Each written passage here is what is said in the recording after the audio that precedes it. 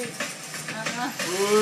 Mulai lagi Bu. Aku nonton handphonenya. Nonton dulu. Karpet merupakan perabotan lunak yang banyak diminati. Bayangkan saja jika setiap rumah membutuhkan sebuah karpet. Berapa jumlah karpet yang harus diproduksi untuk memenuhi? Iya. Ini menjadi paket pasar yang sangat potensial. Dan atas dasar potensi itulah Pak Heru menekuni usaha ini. Panas. Itu Pak Itunya juga aku telepon udah ketemu. Pak Amadi dari tadi muncul. Pola silakan tadi selanjutnya dituangkan di atas kain kanvas. Kain kanvas ini merupakan backing atau landasan dasar untuk pembuatan karpet. Jika kain kanvas ini sudah diberikan pola, maka selanjutnya kain ini diberikan sentuhan warna yang berasal dari benang hasil pencelupan. Proses yang seru dan menarik dari pembuatan karpet ini terletak pada proses ini. Ya, satu persatu desain ditembaki oleh benang. Wah, seru ya. Proses penembakan benang ke kanvas dilakukan dari bagian belakang. Bagian ini nantinya menjadi alas atau bagian belakang karpet. Sedangkan bagian depannya nanti menjadi tampak muka yang desain dan kelembutan benangnya bisa dinikmati. Tembak ya? Seperti ini proses tembak. Oh ini ditembak nih Pak? Iya. Nah ini tenaganya harus benar-benar tenaga yang terampil Mas. Jadi tidak sembarang orang bisa. Jadi kita ada namanya proses training. Cobain boleh Pak? Boleh, silakan. Kita sekali bisa Pak. Coba deh, ayo kita coba. Nembak nih, karpet deh. Mas, wah, kalau diperhatikan proses penembakan ini mudah ya. Saya harus banyak bertanya dulu nih, bagaimana teknik penggunaan yang benar? siap. 1, 2, 3, bismillahirrahmanirrahim. Ada kalanya setiap tahapan proses membutuhkan keahlian. Namun untuk menjadi seorang ahli itu diperlukan landasan keberanian untuk mencoba. Waduh, iya. Susah Pak. Iya memang ini harus training. Orang-orang Pak ya. Betul. Kita harus di training Pak ya. Pak ini ngomong-ngomong, Bapak awal gimana kok bisa terjun ke karpet nih Pak? Gimana Pak?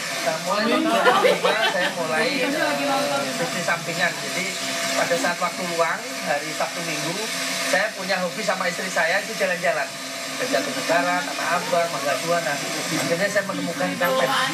Saya coba bisnis karpet itu dari sambilan kecil-kecilan, mulai saya dari pinggir jalan. Alhamdulillah yang tadinya bisnis sambilan itu menjadi bisnis utama kami.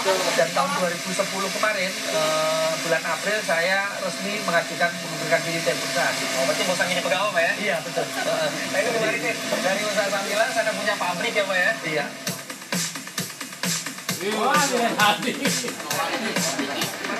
Itu sih si Asep kalahin. Karpet yang sudah ditembak rapi selanjutnya diikat dasarnya dengan ditaburi campuran lateks di bawah permukaannya. Setelah campuran lateks ini menempel pada permukaan dasar karpet, dijamin semua benangnya tidak akan rontok. Ini kan benang itu kan begini nih.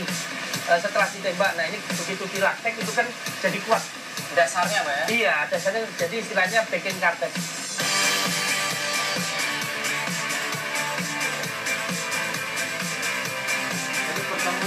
Pak, dalam usaha kan pasti ada kendala-kendala tuh Pak. Nah, dalam Bapak menjalankan usaha karpet ini, kendala yang Bapak hadapi apa Pak? Nah kendalanya biasanya sih nggak panas.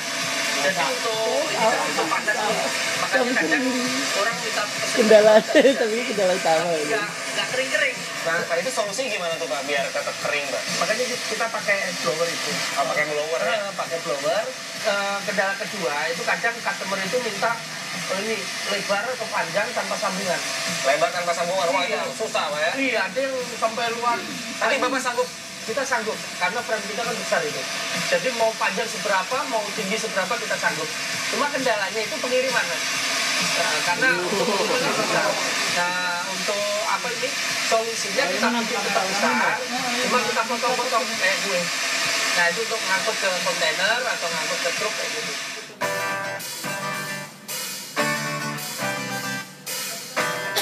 Kepemilikan pabrik karpet yang merupakan akuisisi ini semakin membuat Heru girang. Ya, karena ia bisa membuka lapangan pekerjaan kepada banyak orang. Hingga saat ini, ia memiliki 85 orang karyawan yang setia memproduksi dan menjual karpet ini ke pasar bisnis. Untuk jenis pekerjaan memang dibedakan sesuai dengan job desk dan keahliannya. Nah, untuk proses finishing sudah pasti dibutuhkan ketelatenan. Sehingga Heru menempatkan karyawati di sini. Namun tak menutup kemungkinan mereka bisa mengerjakan pekerjaan lainnya. Wow. Karpet yang sudah lateks dan dijemur hingga kering, selanjutnya masuk proses finishing ini. Setiap detail corak dan gradasi warna dari permukaan karpet dipertontonkan di sini. Selain itu, untuk lebih menekankan corak dan gradasi warna, ada kalanya konsumen meminta karpetnya di carving. Oh, ini yang nggak jadi ya? Ini proses finishing, Mas. Oh, finishing proses akhir ya, Pak ya? Iya, Betul. Ini apa ini, Pak? disiring namanya, jadi diratakan. Jadi benang itu habis potongan itu kan kadang nggak sama tuh.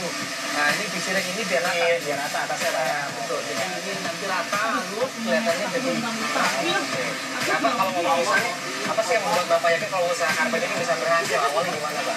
yang penting itu sebenarnya kita itu nomor satu itu keyakinan, kepercayaan dan berpikir besar itu, Mas. Ini bisnis ini kayak karpet ini kan ini custom design, ini harganya di atas rata-rata. Kalau kita punya keyakinan, insya Allah kita bisa ya. Nah, mudah-mudahan dengan melihat karpet ini, hasilnya ini saya Grogi.